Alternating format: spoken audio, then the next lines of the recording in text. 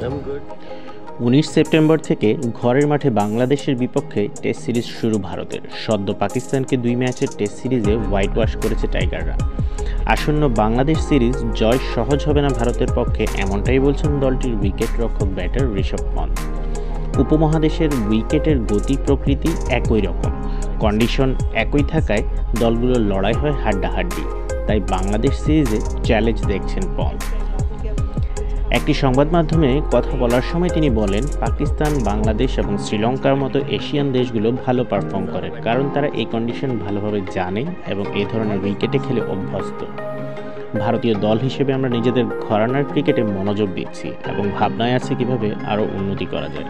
প্রতিপক্ষের কথা না ভেবে একই মানসিকতা নিয়ে শতভাগ দেওয়ার ভাবনা থাকে প্রতিটি ভিন্ন ভিন্ন দিনে। ভারতের বিপক্ষে টেস্ট জয়ের ইতিহাস নেই বাংলাদেশের। এরপরও লিটন দাস, মেহেদী হাসান মিরাজদের নিয়ে সতর্ক পান। বাংলাদেশকে সমীহ করে পন্থের ভাষ্য, আন্তর্জাতিক ক্রিকেটে জয় পরাজয়ের ব্যবধান খুবই সামান্য। পন্থ বলেন, আন্তর্জাতিক ক্রিকেটে কোনো সিরিজকে হালকাভাবে নিতে পারবেন না। এখানে সবসময়ই চাপ থাকে, জয় পরাজয়ের মাঝে খুব অল্প ব্যবধান থাকে এবং বর্তমানে আন্তর্জাতিক দলগুলোর মাঝেও খুব একটা তফাৎ থাকে না। 2022 সালের ডিসেম্বরে সর্বশেষ বাংলাদেশের বিপক্ষে মিরপুর টেস্ট খেলেছিলেন পন্থ। এরপর ভয়াবহ গাড়ি দুর্ঘটনার কবলে পড়েন।